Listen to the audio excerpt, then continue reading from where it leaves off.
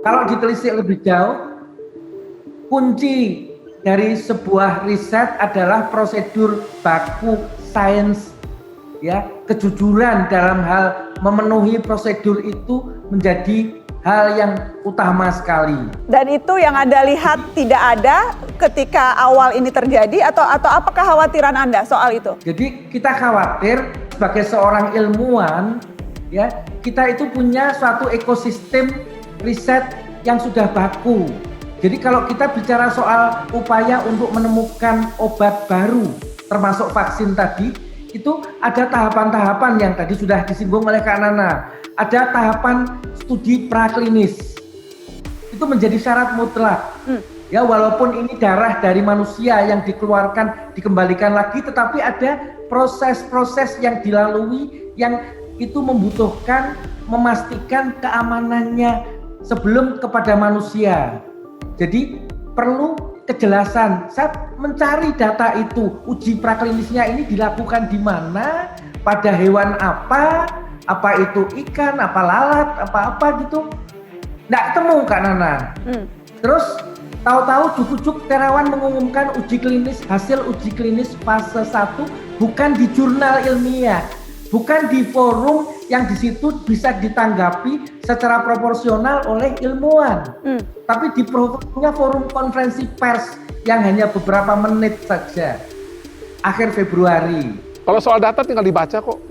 Sehingga saya berkali-kali dalam banyak pengamat saya bilang gini, kalau bisa itu kita jangan mengamati langsung di lapangan. Saya ikuti itu di Karyadi dan saya ikuti di Komisi 9 itu perdebatannya, angka-angka itu kita berdebat dengan sangat baik. Jadi menurut saya clear data-datanya.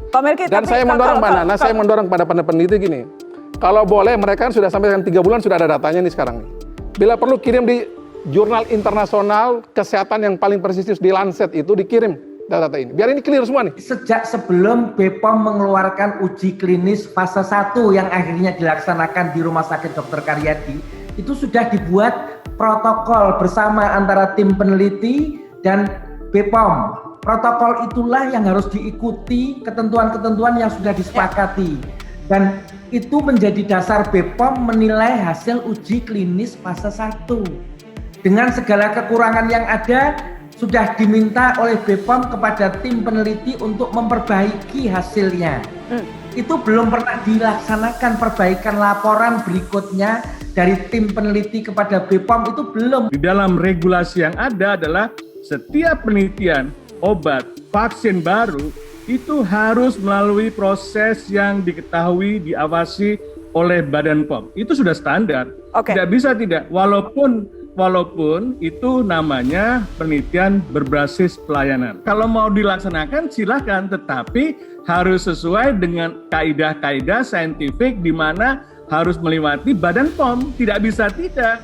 Dan itu harus melewati komite etik dan harus juga seperti Profesor Zainal Mutakin tadi, harus ada bukti pada penelitian pada binatang bahwa sel dendritik ini bisa mencegah untuk virus COVID-19.